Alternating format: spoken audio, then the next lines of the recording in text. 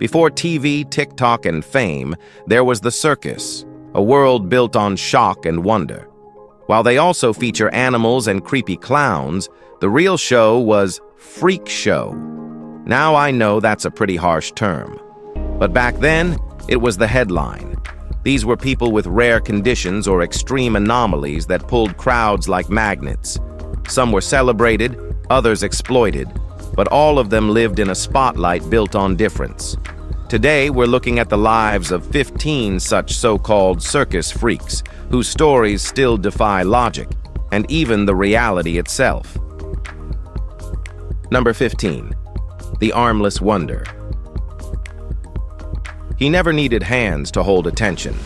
Forrest Layman painted, sketched, smoked, played cards, and even signed autographs with only his feet. He joined the traveling circuit in the 1920s, performing everywhere from state fairs to Madison Square Garden. Audiences watched in stunned silence as he dipped his toes into ink and drew portraits better than most artists with their hands. Layman didn't hide behind costumes or exaggeration. He sat calmly and let skill do the talking. A now iconic photo captures him at a table, playing cards with fellow sideshow legends like Jack Earl and CeeLo, his foot delicately holding a hand of cards. Behind the scenes, he was witty, sharp, and always in control of his image. He wasn't a sideshow tragedy. He was the act people came to see twice. Layman never complained, never begged sympathy. He just proved, over and over, that ability isn't always about anatomy, it's about will. Number 14. The Human Shark. The only thing we know for sure is the photograph. Taken in 1919 Germany, it shows a man with a sharp-toothed grin, flanked by bottles and barrels, labeled the Human Shark. His name was Girabolo, and he claimed to be the world's greatest drinker. That wasn't a metaphor. His act revolved around liquid. Beer, vinegar, oil, water, soap. It didn't matter. He chugged it all, sometimes by the liter. People watched in horror and fascination as he gulped down toxic brews like they were lemonade. They called it endurance. Others called it madness. What drove him to do it? No one knows. But the sideshow stage gave him a place to turn obsession into income. Off stage, the effects must have been brutal. Yet Girabolo kept performing, night after night. Just his body and the bottles. Nothing else. He wasn't magic. He wasn't a muscle. He was an apprentice, turned into a theater. And for a while, that was enough to keep the crowd watching. Number 13. The Petrified Man. Harry Overdorf never planned to turn into stone, but sometime in his early 20s, his body began to stiffen, slowly, relentlessly, limb by limb. Doctors diagnosed him with a rare condition now known as fibrodysplasia ossificans progressiva, where muscles, ligaments, and connective tissue gradually ossify, turning the living body into bone. By the early 1910s, Harry could barely move. He was eventually exhibited under names like the Petrified Man and Man of Stone. Audiences didn't know what to make of him. Some looked with pity, others with fascination. But Harry stayed composed, sometimes smiling gently as people peered in. He toured through 1935, making a living the only way he could, by turning the painful transformation of his body into something the public would pay to witness. Well, there is little we know about his personal life, but those who worked with him said he remained remarkably calm, quietly enduring the slow trap of his own bones, while giving strangers something unforgettable to see. Number 12. Harold Huge. Well, he went by Harold Huge, but under the carnival charm was Bruce Snowden, a brilliant man with degrees in paleontology, anthropology, and chemistry, who ended up playing the last of the great sideshow fat men. By his mid-20s, Bruce weighed over 450 pounds, and flipping through circus books at the library thought, I could do that. He never grew up around sideshows. In fact, he had never even seen one in person. but something about it called to him. With sheer boldness, he wrote to a carnival trade journal and landed the gig through Ward Hall himself. For 26 years, he performed with humor, dignity, and a sharp tongue. Audiences laughed, but Bruce was in on the joke. He poked fun at himself without giving away his power. When he retired in 2003, he played himself in Big Fish. He passed away in 2009, not just as a performer, but as the man who brought brains, wit, and heart to the fading spotlight of the freak show. Number 11. The Gondans. They weren't just performers, they were partners. Euclides and Martha Gondan traveled the circus together for years, billed as the Brazilian Gondans. They married in 1911 in Chicago and became a standout act. Both were little people, but their performance went far beyond height. They combined sleight of hand, escape artistry, and mentalism into a seamless show that left crowds both entertained and puzzled. They appeared in vaudeville houses and sideshows, sometimes as headliners, sometimes as novelties, but always together. What set them apart wasn't just their talents or timing, it was their chemistry. They didn't lean on spectacle. Instead, they built their act around trust, wit, and connection. For many years, they made a name for themselves under different aliases, adapting as the business changed. But behind the changing posters and stage names, it was always the two of them, quietly pulling off something rare, a partnership that worked both on stage and off, in a world not always built for either. Number 10. Andrew A. Golly. Well, losing both hands in a sawmill accident at 17 would have ended most people's stories. Well, not for him. For Andrew Golly, it was just the start. With help from his blind dad and a local blacksmith, he built his first metal prosthetics, crude, heavy, but usable. Over time, he refined them into tools that became extensions of his will. He could lift engine blocks, thread needles, and even carve his own replacements. Known as the man with the iron hands, Andrew ran a machine shop in Canada and became a living entry in Ripley's Believe It or Not. His store survived 2 fires. So did he. His prosthetics weren't just mechanical, they were mechanical brilliance made by someone who refused to quit. He never hid, never slowed down, and never asked for sympathy. When he died on Christmas Day in 1960, he left behind scorched walls, steel hands, and a legacy that proved invention can rise straight out of survival. Number 9. Henrietta Hattie Moritz. Henrietta Moritz stood just 26 inches tall and weighed barely 36 pounds. But what people remembered was her face. Sharp eyes, sly smile, perfect posture in every photo. Born in Berlin in 1866, she came to America in her 20s and quickly joined the dime museum circuit. She was billed as the German midget, Germany's mastodon midget, and Lilliputian queen, names that sold curiosity, not character. But behind the posters was Hattie, who made her own space in a world that measured worth by spectacle. She didn't rely on gimmicks. She simply stood there with presence. Audiences stared at her size, but often left talking about her elegance. She never became a household name, but among show folk, she was respected, professional, and never out of place. Dozens of photos still exist, posing in formal gowns, seated with full confidence, refusing to shrink from the lens. There's no known record of her death, just the image she left behind: small frame, strong gaze, and complete control. Number 8. Amali Schulta. People gave her stage names like Riesin Raya and the German Beauty, but in reality, none quite captured what made Amali so captivating and charming. She stepped onto circus stages in the early 1900s, towering above her castmates in dramatic gowns and platform heels. The posters exaggerated her height, calling her 7'2", though she likely stood around 6'4". But that was never the point. She understood what the audience came for. When she walked into the spotlight, she didn't just look tall, she commanded space. Confidence did the rest. She shared the stage with other so-called giants like George Auger and Aboma, but Amali's presence was uniquely grounded. She didn't try to shock the crowd. She brought elegance to a space that often lacked it. In a world obsessed with spectacle, she found power in performance, where illusion and reality danced together.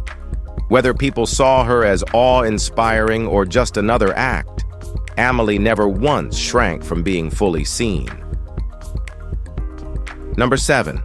The Australian Wild Children. They were never wild, never from Australia, and never given a choice. Humio and Iola were marketed as the Australian Wild Children, dragged across the sideshow circuit from the 1860s through the 1870s as living proof of a missing link between humans and animals. Their heads were small, faces narrow, features exaggerated by costumes and cruel lighting. They likely lived with microcephaly, but the crowds were told something else, that they were savage, mute, and barely human. Promoters leaned into the controversy surrounding Darwin's evolution theory, calling them a relic from a prehistoric past. None of it was true. The two were often caged or displayed in loincloths, forced to grunt or perform simple gestures. They weren't treated as children. They were treated as ideas. Whatever names they were born with are lost. Their real lives vanished beneath the lies that sold tickets. But their story still stands as a harsh reminder of how curiosity, when mixed with ignorance, turns children into exhibits. Now, let's head over to Number 6. Huie and Tain. Almost nothing survives about Huie and Tain. Just a few show listings, a single blurred photo, and scattered aliases like the Estics, Gecko and Francis, or Hattie and Tain. They performed together in the late 1800s and early 1900s, often listed among pinhead or microcephalic acts. Like others in their category, they were displayed not for what they could do, but for how they looked. Their heads were small, their speech limited, and their movements slow. To the audience, it meant strangeness. To promoters, it meant profit. They were costumed in matching outfits, sometimes painted with jungle themes or labeled as tribal oddities. On the stage, they were silent. Off stage, they likely lived under care from show families or handlers, protected in their own way but never fully free. Their photos feel quiet, almost delicate. Two people who didn't ask for attention but couldn't escape it. We don't know how long they performed or where their story ended, but for a time, their names filled posters, and people came to stare. Number 5. Barney Baldwin. There was something haunting about the man in the brace. People said he'd survived a broken neck. Whether that was true or not, Barney wore the story like armor. After a violent railroad accident in 1883, he took to the stage, claiming to be the only man alive with a shattered spine. Doctors asked to examine him. He always refused. He didn't need proof. He had the crowds. The brace became part of the image, part of the pain he lived with every single day. Off stage, his life cracked in other ways: failed marriages, grief, scandal, illness. He tried to end his life more than once. By the time he died from a fall in Kansas in 1913, there was no fanfare. No one came to claim the body. But the man who called himself the Broken Neck Wonder had already done what he set out to do: take something unbearable and turn it into something unforgettable. Number 4. The Spinning Star. She didn't just spin, she hypnotized. Bea Rudy, called the Queen of all Oriental dancers, turned motion into art and performance into poetry. Her act wasn't an accessory to the circus, it was the attraction. Touring with Barnum and Bailey and Ringling Brothers in the early 1900s, she performed alongside her brothers, who dazzled with swords and rifles. But it was Mary that the crowds came to see.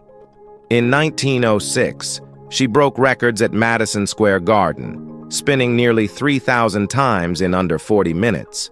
She'd often snack mid-spin, peeling oranges to prove how effortless it was.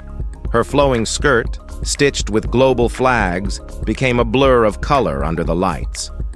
After the music stopped, she'd calmly walk forward and pin a rose on a reporter's jacket. Never out of breath, never out of grace. She wasn't just a dancer, she was movement itself. Where others aimed to shock, Mary aimed to mesmerize, and she hit her mark every time. Number 3, Agnes Schmidt. She didn't rely on costumes, makeup, or exaggeration. Agnes simply stood still and let her body speak. Her legs, especially her thighs, carried long, soft folds of skin that draped and rippled like cloth. Some people whispered the word elephant. Others stared in stunned silence. In the 1930s, she became a regular in Ripley's Believe It or Not, labeled the rubber-skinned woman. While she lived part of her early life in Milwaukee, the road eventually became her home. Crowds never quite knew what to make of her, but Agnes never flinched. She posed, she performed. She stood there with quiet defiance. It wasn't a headline act, and she was never a household name, but her presence lingered. Those who saw her didn't forget her. What she offered was something rare, an invitation to witness strangeness without spectacle, vulnerability without apology. Agnes didn't ask for pity or praise. She simply gave the audience what they came for, the truth. Number 2, Moira Orfei. Italy didn't just know her, they celebrated her. With ruby red lips, towering turbans, and enough charisma to fill a tent, Moira was more than a circus star. She was the circus. From a family of performers, she mastered horseback stunts, tightrope acts, and animal training before she was old enough to vote. But she didn't just stay in the ring. In 1960, she launched Circus Moira Orfei, stamping her name on every marquee. While touring relentlessly, she also acted in over 40 films, often stealing scenes with dramatic flair. Her image became iconic, almost mythical, part showgirl, part queen. Moira married a circus director, raised 2 children under the canvas roof, and kept performing well into her 70s, even after suffering a stroke mid-show. She passed in 2015, still loved, still admired, still unmistakably Moira. In Italy, when people think of the circus, they don't picture a tent. They picture her face, bold, beautiful, and just unforgettable. Number 1, Ashberry Benjamin. He didn't leave behind journals or interviews, just a single photo, cracked and grainy, and a few circus flyers with names like Leopard Boy and Ben the Spotted. His skin bore scattered patches of light and dark, a condition known as piebaldism. Performers like him were often given animal names, exotic labels, and invented origins to sell tickets. He became the African Leopard Boy, though no one really knew his background. Audiences didn't ask questions. They came to stare. Ashberry stood in the spotlight bearing the weight of their curiosity. He never got to tell his own story, not on paper anyway. But the photo that remains says enough. He's looking forward, calm, not performing, just present. No roar, no tricks, just a man with unusual skin and the courage to stand in front of strangers and be fully seen. Whatever his real name or life might have been, the image is proof he was there, and he never once hid. If you've enjoyed this video, be sure to like, share, and subscribe. Thanks for watching, and we'll see you soon.